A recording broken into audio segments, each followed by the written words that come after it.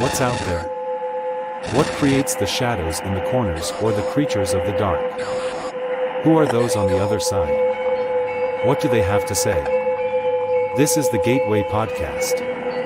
This is not your normal style of paranormal talk radio.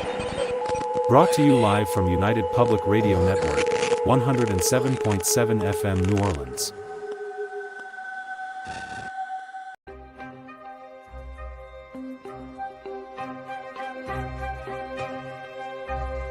When they are consuming your minds and your thoughts and your dreams, from the angels to the demons and to the mysteries unseen, there is no need to worry.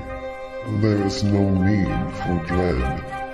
It's just time to discuss the thing at the foot of the bed.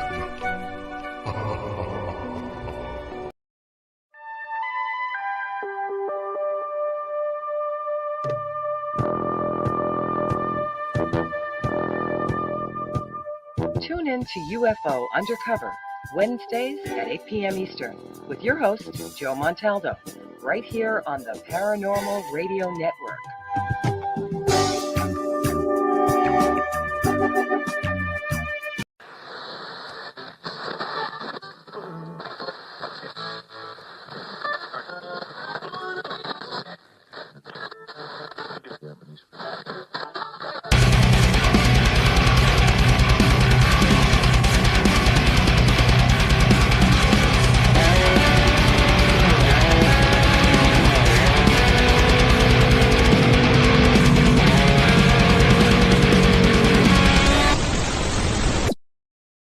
Hey, good evening, everybody, and welcome to the Tuesday night edition of Into the Night with me, your host, Sean Kelly. Hello, Miss Heidi. Good to see you, and I'm sorry about your phone dying down tonight. Oh, much love to you from Boulder. Good to see you. Joe Fox, great to see you too, buddy. Stick around. I got a great guest coming on. Want to thank UPRN Talk Radio 105.3 Mississippi, 107.7 New Orleans. For allowing me to give you an hour tonight, Tuesday nights, 8:10 to 9:10, and also on Sunday nights, 8:10 to 9:10 p.m.s. And I don't know, what a really crazy day. I don't know, has anybody seen the shift in the air? I was wondering. It's like, Holly, good to see you, sweetie. I mean, the shift is weird. It's like it's just weird. I just get this weird feeling out there that something is not just right. I don't know. Maybe a lot of good things, maybe not a lot of good things. Who knows what's going on?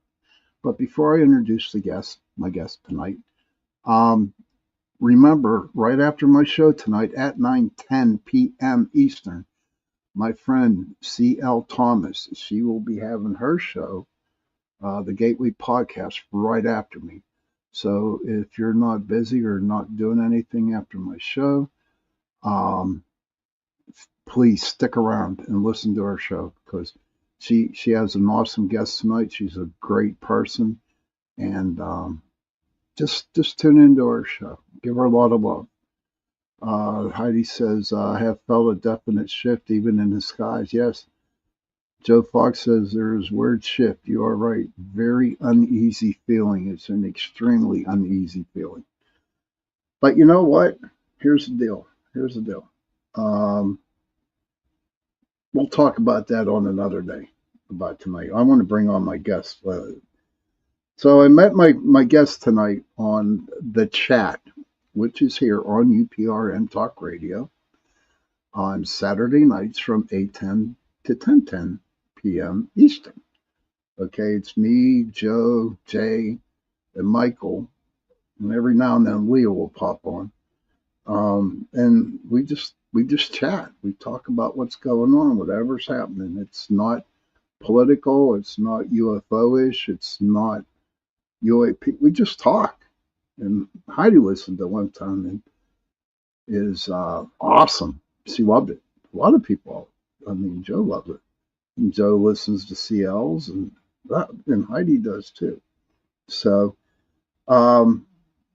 tonight, my guest is Tim Sudano from California. And he is a paranormal investigator. I got his bio here. Paranormal Insight, hosted by lead investigator Tim Sudano of the Seekers of California for Aerial Investigation, that is SCARI, explores the enigmatic depths of the paranormal. Prior to ghost hunting, Tim pursued a career in private investigation and later would work at NASA. That's pretty sweet. And did a short stint in the U.S. Air Force. Currently, he follows his passion as a filmmaker and has a few award-winning films under his belt. And I'm really looking forward to hearing about those. I don't know. It's great, man. It's great. I'm just really excited. So, without further ado, my friend, Tim Sudano. Hello. Hey, Tim, good to see you. How are good you? to see you too. Doing good, man. Thanks for having me on. I appreciate it. Oh, thank you for coming on. Saturday night was great. Yeah, it was crazy. I pop into the room and there you are. And I'm like, oh, right here. Just throw it right here. So, who's really?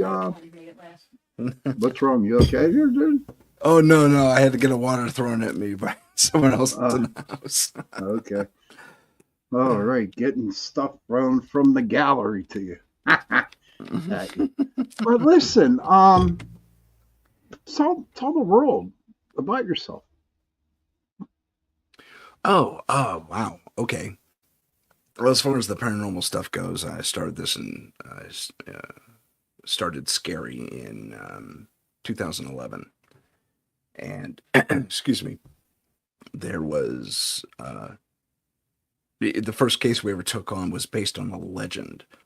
Now, everybody at this particular college campus, a junior college, I might add, that I was attending at the time, criminology. That's where I was boning up on criminology. I was still doing PI work then. And there was a legend about this theater. We have a theater there, big, nice, very classy theater that they do operas and ballets and as well as comedy shows and other things there. And this theater's opening night had this horrible story of tragic love and suicide attached to it. And but it was a legend. I mean, no one really confirmed anything. So I started digging. And digging. And digging. And I was coming up with nothing. There was no news articles from the day the thing opened. I had the opening night date, but nothing went. Oh, yes, Heidi has watched my show. Hi, Heidi. So newspapers had nothing. Archives had nothing. Sheriffs and police reports had nothing on this legend. So I'm thinking, okay, good first case. The place has some history anyway. It's built on an old ranch land that was later donated to the college to build it up and so on and so forth. So I figured maybe we'll get a disembodied voice somewhere. But we pursued that line of inquiry into this, what was a legend, a legend of a suicide. And they, we have my buddy Henry came on board with me, and he's a scientist. I mean, empirical evidence only. You need that guy on your team to really step out and say, no, it's this, it's got to be this, that, the other thing. I mean, you need that challenge to the person who's more. I mean, I like my empirical evidence as well, but I do want to believe I'm the Mulder of the group. And we also have these two what I call junior psychics on the team, and they had abilities, but they weren't quite fully expressed, and they were a little skittish. But about to wrap up. We're doing an EVP session. We have 2 cameras. One is in my hands. One is in someone else's hand. I think one of the other psychics had the second camera, and the other psychic had the voice recorder. And we're just, Henry's taking his thermal readings. He got this new thermal gun. He loved it. So he's taking all these thermal readings. And the psychic asked the question, "We've heard your story. We've been trying to talk to you all night. Can you tell us where you are?" Live, we get nothing. On playback, mind you, I have 2 cameras pointed at her. Right. And she has a voice recorder. Only on the voice recorder do we get the reply, "I'm right next to you, Farah." Said her name. Oh, wow. We never gave our names. That was a rule on my. That is still a rule on my team. We do not use our real names. Right next to you, Farah, and we lost our minds. That was the golden. That was it. That was awesome. And we didn't really confirm anything one way or another with regard to the suicide, but we were addressing that individual in the EVP session. So perhaps we did get a response and maybe prove the legend to be fact, and maybe they covered it up. I mean, because that's a hell of an opening for a theater. It's like, yeah, someone died on an opening night. Yeah, you don't want that. That's pretty intriguing there. Yeah, but this was. Did you do any investigations before that, or that was our first one? Your very first one. Very first one. So what got you into that investigation? Got you into forming your group, or did you form the group before that? We formed the group just before. I had an idea of what I wanted to do because I'd done all the research on my own, and leading up to that case, and then I asked Henry to join me, and he says, "Yeah, it sounds fun. Let's do it." Okay. And then I put an ad out on Craigslist back when Craigslist was reputable.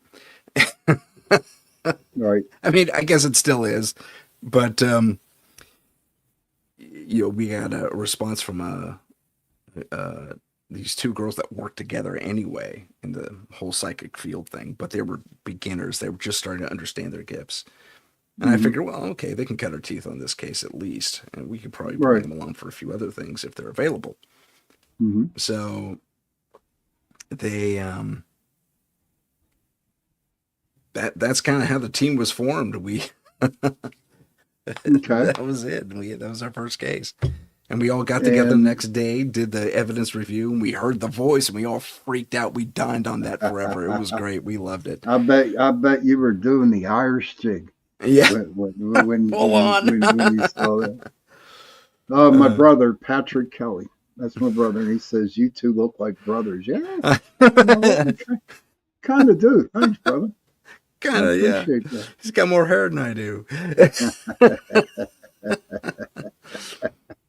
But so after that investigation, how many have you done ever since? Do you do private residences, or do you go to urban legend places? What is what you like to do? What to help people with it, or just getting answers for yourself? No, we're out to validate and help if we can. One of the key things we were missing for a long time was a cleaner, and our 2 young junior psychics could not do that kind of work. They were just too inexperienced. They didn't have the know-how. I don't have the know-how, and Henry certainly didn't have the know-how, being the scientific guy. So mostly we were just there to validate, and if we could figure out a way to maybe alter the energy a little bit, we could do that. We do that. That happened on one of our more, I guess, infamous cases in the Scary Files. Not infamous, but I mean, it was a humdinger. I'll tell you, to use an old word, but it was surprisingly. It was a classic poltergeist, really haunting. Lots of object manipulation. Also full-bodied apparition. It literally had everything, and it was just in this tiny little duplex. But it was, well, it wasn't that tiny, but nonetheless, the these people had a horrible time. They've been living with it for years, and had gotten to ramped up to such a point that their teenage daughter literally moved out of her room and into the garage where there was no activity because she was Right. being harangued so horribly. Mm-hmm. And it was just awful for them. So we go in there and we do our usual thing. We caught, and I'm not a believer in orbs up until this happened to me. We had an orb show up that passed through me twice, once through my lower torso and once through my arm. Oh, wow. And we caught that on tape. And Did you actually feel it going through you? Yes, I did. I itched. You go, gosh, what's going on? That's weird. Because Okay. I got these very specific tingly points when it happened on my body, where it interacted with my body. So, and Right. on playback, we saw it. It's like, oh, that's why you itch. You had an orb flying through you. And then we also caught at least the sound of, but I physically saw what I call, and so did the lady of the house who lived there, visually saw what I call the demon monkey. And everybody in the house, however, heard it gallop down the hall. You know, monkeys kind of run, or chimps kind Yeah. of run in like a diagonal to kind of lead with their shoulder. That's exactly what I saw, but this thing was kind of super hunched over, almost like it didn't have a head, and its skin was elephantine. It was, Oh, wow. it was horrible, no fur on it, and this thing goes brr, brr, brr, down the hall. And I had my camera trained on it. That's the Right. thing. But it did not show up on camera. No. Oh, I was so disappointed. I was so disappointed. Many a times that has happened to me. Go ahead. Oh, yes. That wouldn't be the first time for me either, but I was ticked. Yeah. It's like, darn it. Oh. Greatest piece of evidence in the world, and it doesn't show up on camera. So, exactly, Heidi, except for the monkey thing. But it was still intriguing. It was freaky, but at the same time, we're getting all this proof. So that's kind of one of the goals of any paranormal investigators, to get proof of this alternate space, whatever it is, the afterlife, Another what have you. dimension. Exactly. Another dimension. Yeah. Later that night, we would see and capture. I'm sorry, capture only. We didn't see it at the time. A full-bodied apparition that stepped out of a full-length mirror. It stepped out of the full-length mirror, interacted really horribly with one of our psychics, who literally just sank into this horrible, deep, crying depression as she was relaying answers from this entity. And then after 10 minutes, it steps backwards through the mirror. It disappears. Well, I believe that because but- I believe. Go ahead. Go ahead. Go ahead. Go ahead. Oh, I was going to say, there? oh, I'm here. Can you hear me okay? But I was going to say that there was a moment where there was this piece of decor that was running down the hallway into the kitchen, where there was also a disturbance that night. This dog dish, big one, 25-pound dog dish with the feeder bottles of water and food, moved on its own into the middle of the kitchen. That was good times. But there was this line of these paper lanterns, and I'd only seen them ever at one place. That was back when it was around in my area, Bombay. But it's a 5-point star held upright, but within this 5-point star are cutouts of other stars at various angles, also 5 points. But there were 3 or 4 or 5 of them, maybe 5 of them, running down the hallway into the kitchen. That was this pathway of all this weird activity. And I'm realizing as we're leaving the house, I said, you know what I want you to do? Take down all the paper lanterns and stow them somewhere. Don't burn them. Just stow them, fold them up, throw them, just put them away and forget about them. And the reason I said that was I had this pagan-esque kind of visual, ritual, not ritual, but iconography. Yet there were these little brass crosses in every single room of the house. So they were at least Catholic, not or Christian. And that's a feud of okay, take the bad one out. Not that paganism is bad, but I mean in this case it wasn't doing too much good for this family. Right. So and they took their stars down, they put them away in the attic, and I said, leave it alone, don't burn them, just leave them alone, just forget about them. Mm-hmm. And 2-3 days later I check in with them because we're still putting together the evidence to review with them. And I say, how are things going over there? Oh my God, it's so much better. Right. It's so much better over here. And not 2 days later, we joined them, and we reviewed what evidence we did find. And it was because when we first got there, that the night of the investigation was stuffy and horrible. You hit that wall, of something is off in this space. But when we walked in this time, everything was pleasant and light, and the daughter moved back into her bedroom. She felt better all of a sudden about the house. Right. So I guess this taking the stars thing down did the trick. Which is cool. Oh, hell yeah, it's cool. But for me, after we would do an investigation, and like you just said, when you go into a house, the very first time you step in a house, it's dark, it's gloomy, the energy is like really, really crappy. It's not a good feeling.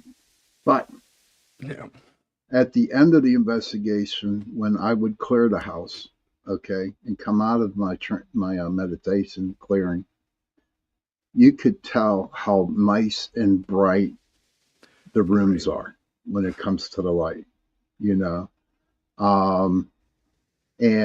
the air is a lot lighter.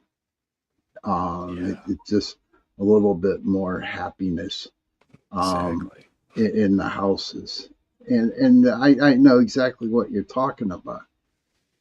Here on the East Coast, there is a lot. The East Coast is really, really haunted. You know what I mean? There are so many up. Yes, there's. Pennsylvania itself is like extremely haunted. Anywhere you go is extremely haunted. But I'd like to know. Your friend, is his name Henry, the scientific dude? Do you ever duke it out with him over a piece of evidence? Yes, not duke it out per se, but and Heidi, you are correct. There were many layers of bad energies there. There was all kinds of things happening in that house. But on that same case, as we were going to take a break and let the cameras roll and see what happens when there was nobody there. The only exception was her husband, was Lady House's husband, who had to go to work. So we were about to vacate the house, go get a late supper at Denny's or whatever. Name drop.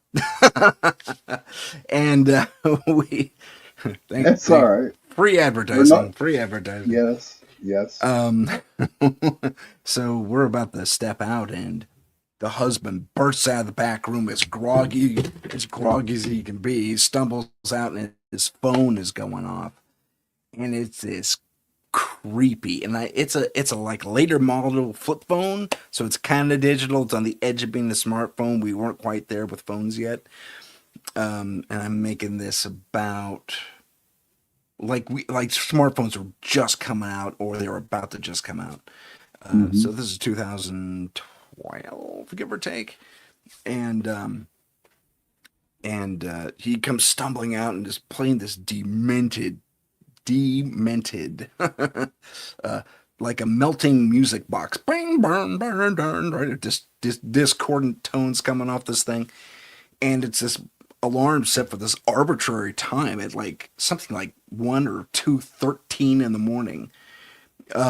So he and the wife says, "Oh my god, I forgot to tell you about the phone. This happens all the time," and she's freaking out. The husband's freaking out, even though groggy as he is, and Henry says, "Well, okay, let me see it," and he opens it up and he turns off the alarm, and he digs through the thing, and he's the tech guy too, on top of everything else, and he can't find the alarm.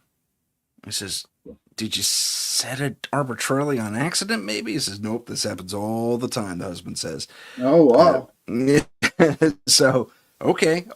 So, I'm going to set the alarm for like in a minute. and we'll see what the tone is. And maybe it's just something that happens.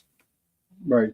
And no, it's just present normal everyday alarms on boom, bada, bing, bada, bing, bada, bing, something kind of happy and jovial but loud. Mm-hmm. Yeah, that's the alarm I wake up to every morning. I was like, oh, okay, great. So he stops the alarm and he's super smart about this stuff, even on a flip phone. And he digs through all these little sub menus and everything, and he finds it. He finds the music is there, but it's so arbitrarily placed that it's designed to be for some sort of conference call function that his phone isn't rigged for.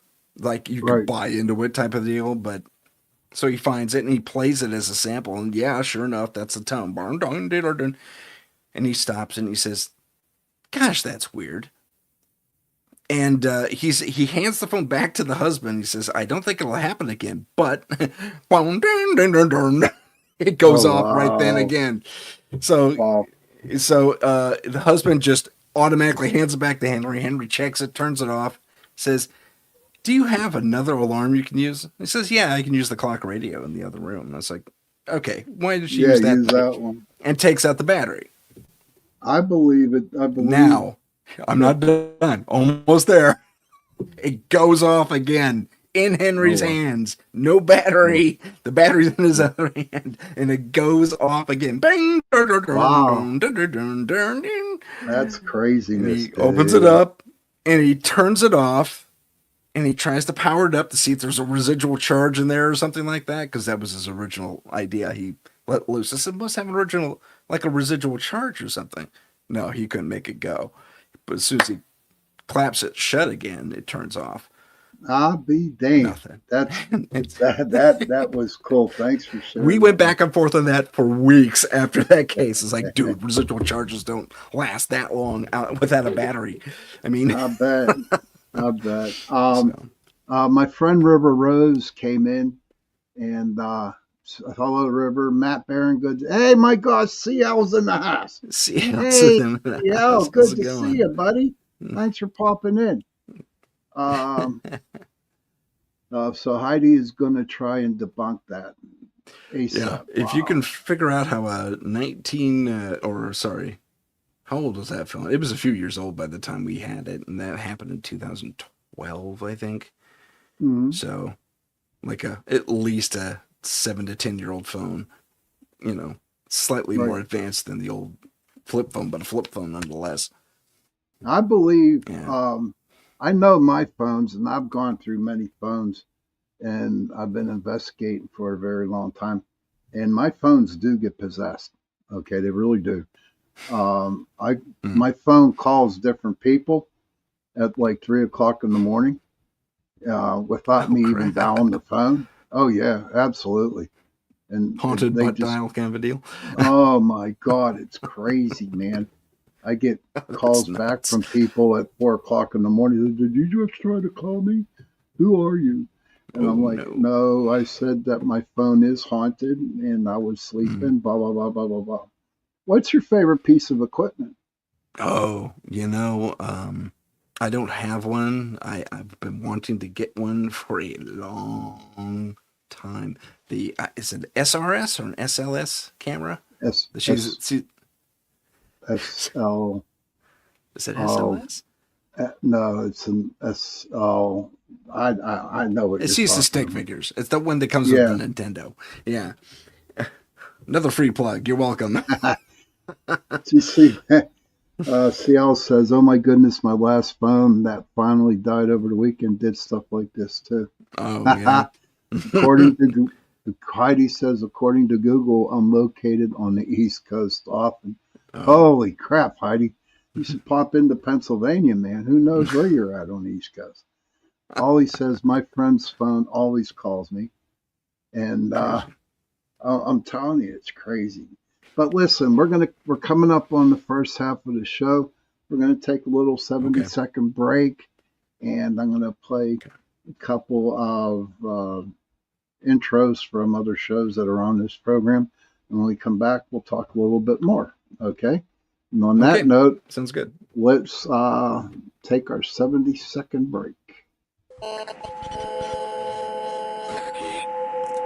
What's out there? What creates the shadows in the corners or the creatures of the dark? Who are those on the other side? What do they have to say? This is the Gateway Podcast. This is not your normal style of paranormal talk radio. Brought to you live from United Public Radio Network, 107.7 FM New Orleans. Welcome to Negotiating Happiness, the show that helps you find happiness, success, and balance in your work and life. I'm Adriana Fiestra, your host for this journey into entrepreneurship and personal growth. We're broadcasting live on 107.7 and 105.3 FM in New Orleans as part of the United Public Radio Network. We explore the latest strategies, insights, and stories from successful entrepreneurs and experts. From managing stress to building a thriving business, we've got you covered.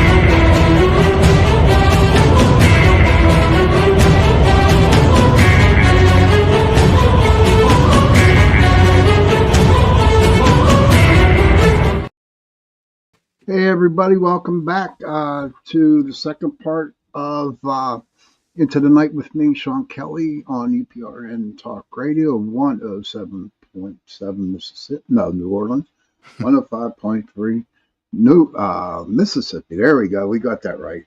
I don't know, I get that mixed up. I either go either way, but that's okay. Joe don't care. Hey Liz, good to see you. Thanks for coming in tonight, Liz. And don't forget, everybody, right after my show tonight at 9:10 p.m. Eastern, my buddy CL, who's at CL Thomas, who is in the room now, is going to have her show. Yes, and so after my show, just pop on over to her show and, give her some love, because she needs it. We all need love. We all definitely need love.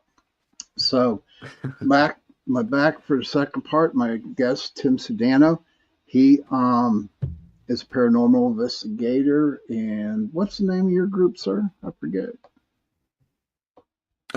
Scary, the Seekers of California for Ethereal Research and Investigation. Can you tell me what ethereal Say that 3 means? times fast. No, I can't. Ethereal, it's the kind of I borrowed the Latin spelling, otherwise it would have been scary. So I put the A in front of the E. But ethereal, the spooky, the ethereal, the things that are murky at best, it refers to things that are misty or cloudy, and Okay.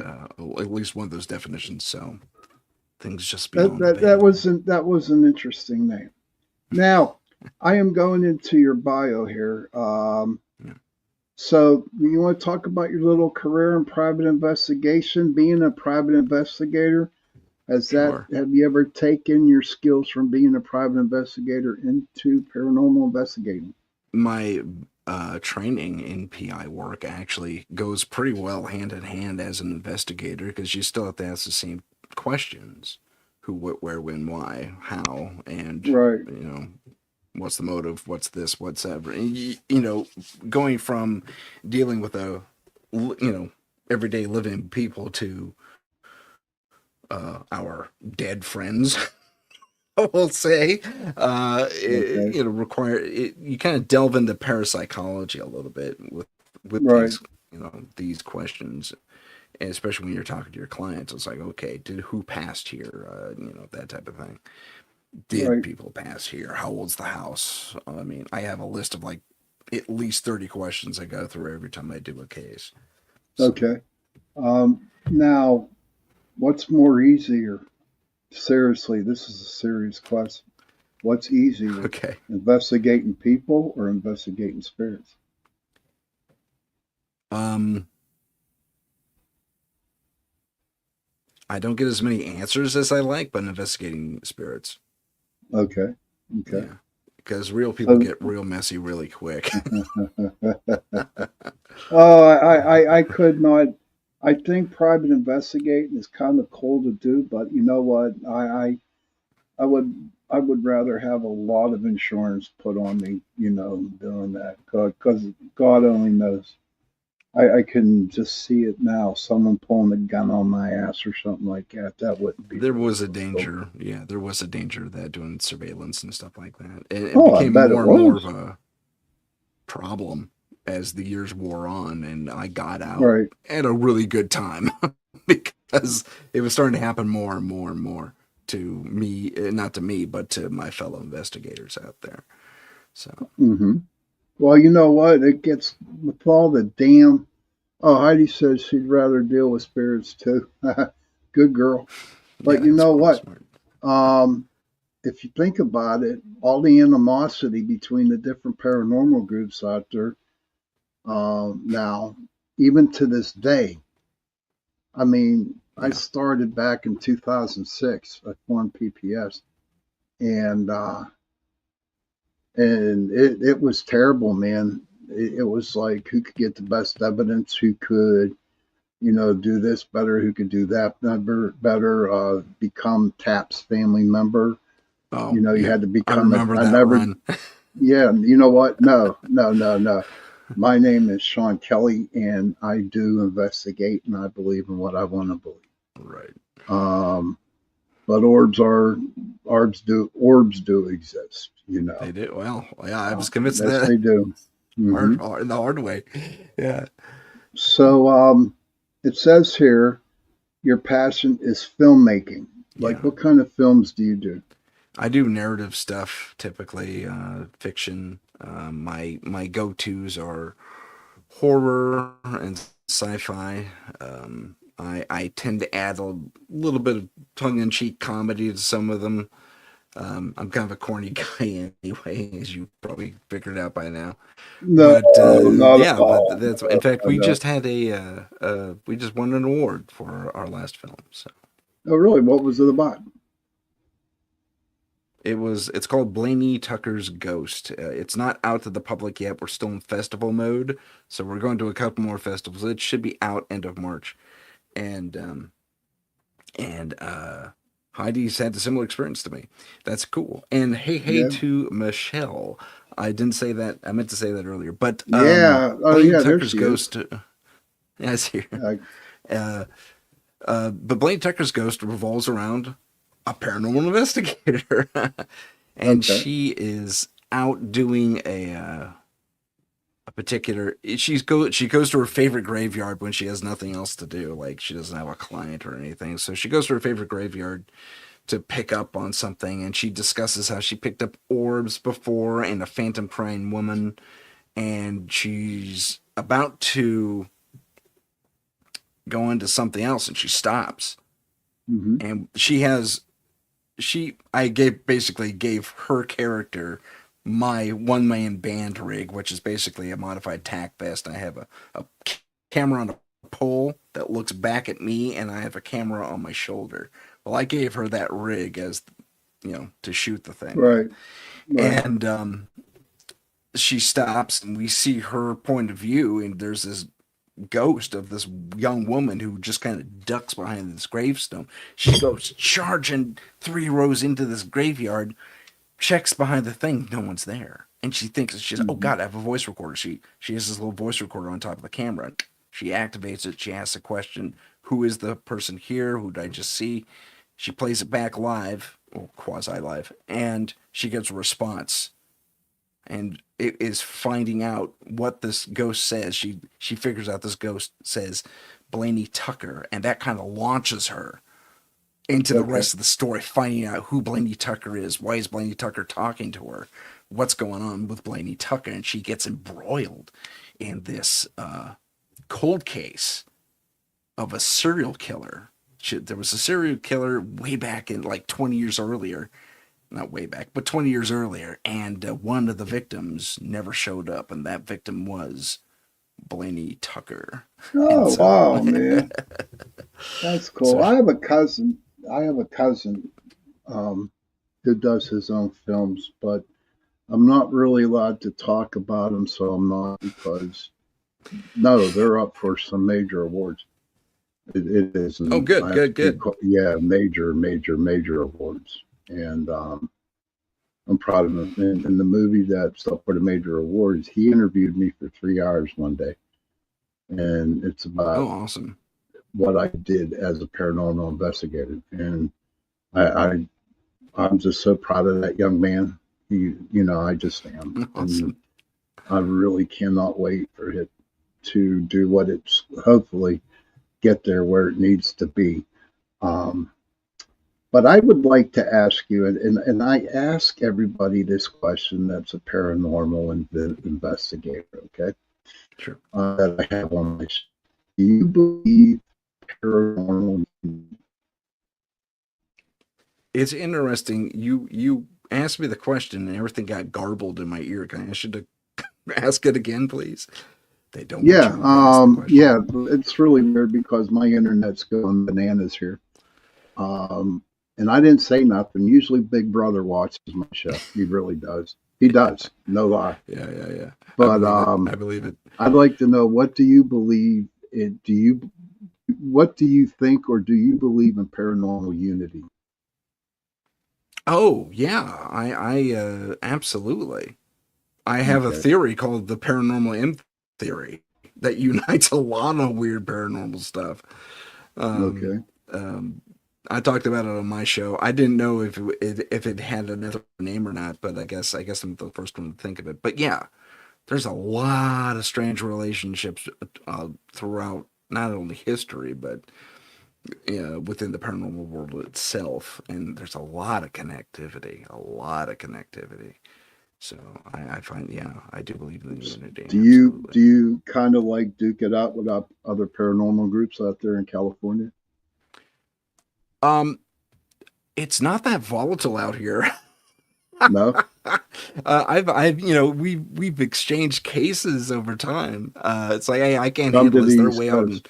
like Hayward, so the Hayward group takes over and say, yeah, we got it. Hell, they're throwing me something in San Jose, Oh so it's God, not that dude. bad out here. Man, We're lucky. it's hard to survive out here. Hey, Mr. Wojo, good to see you, brother. Um, I'll tell you what, out here on the East Coast, it's terrible, terrible, terrible, terrible. I mean, it's like gangland, gang war, whatever, when it comes Really? to the paranormal investigating the different groups. But we got about 8 minutes left, and I was hoping if you wouldn't mind showing or sharing the biggest experience that you ever had with paranormal Sure. investigating. Okay. Uh, we're gonna go back to that um, condo again Okay. that I was telling you about. Uh, and I think I touched on it actually. It was the demon monkey. That one Okay. haunts me to this day. Um, because it should have shown up. Like there was no reason for it not to show up.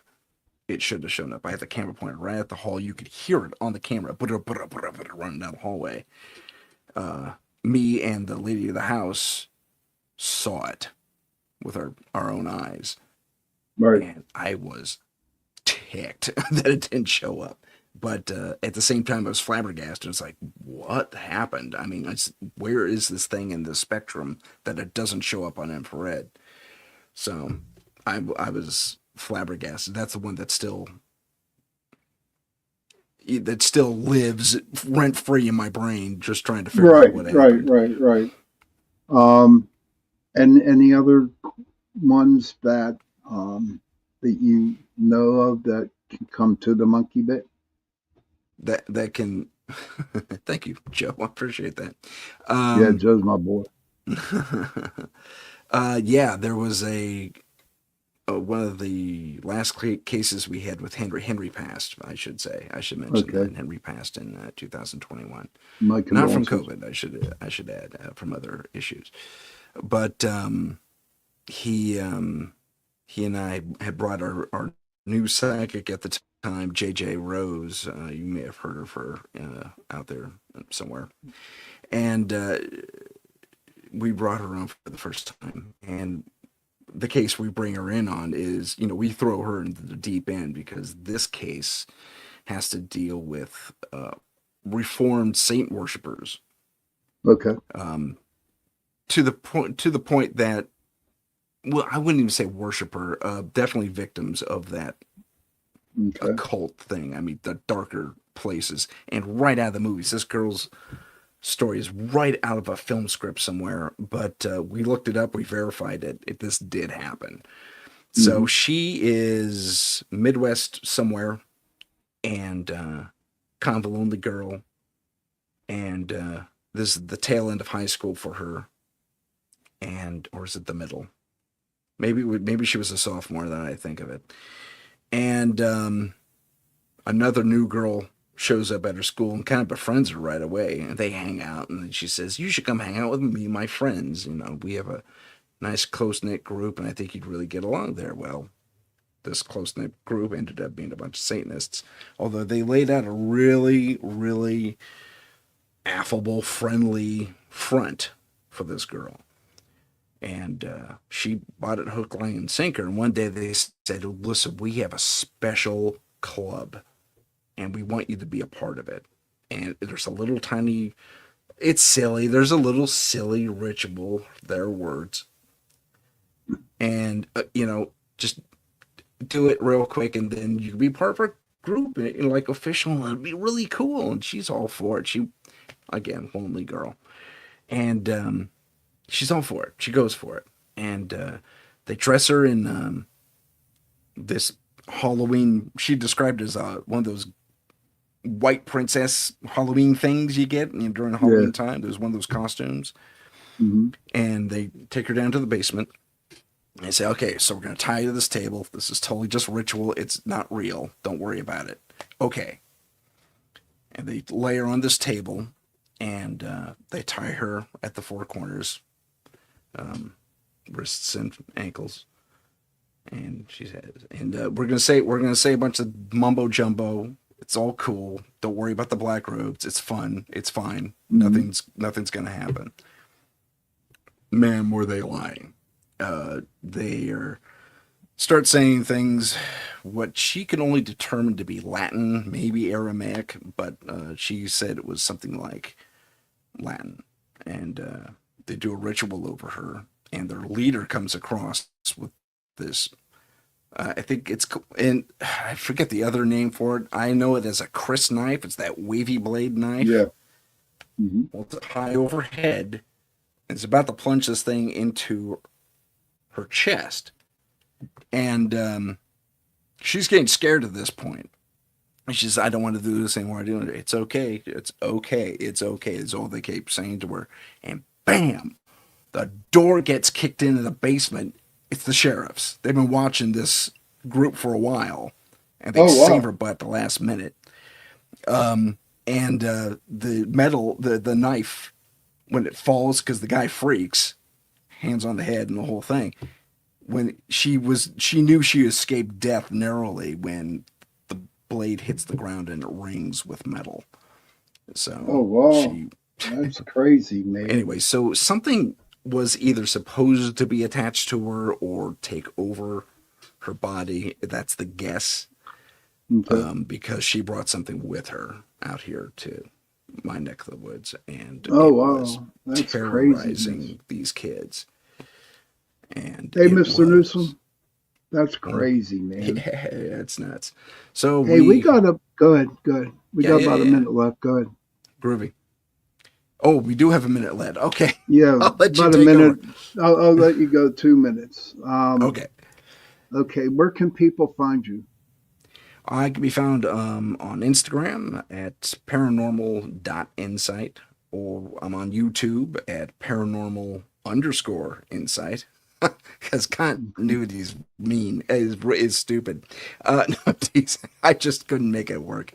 But so those are the two places to find me. I'm also Scary is can be found under the Outreach tab on scruffytalks.com. It's Scary is an outreach program for my film business.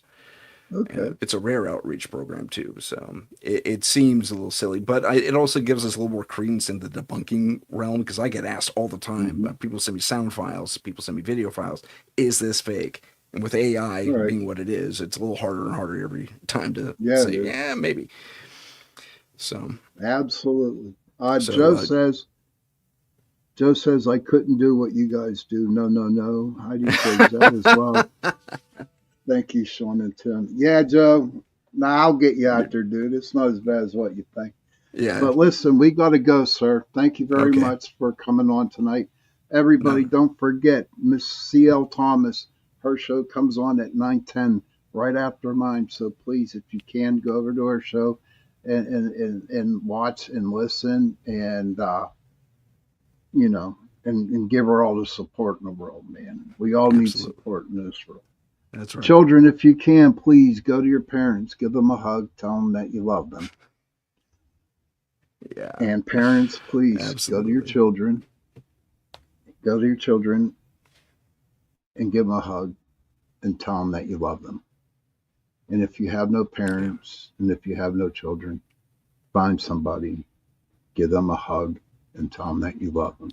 Because those three words. How's that? Thank you. That sounds good. Sounds really good. And on that note, everybody, good night. See you Sunday night.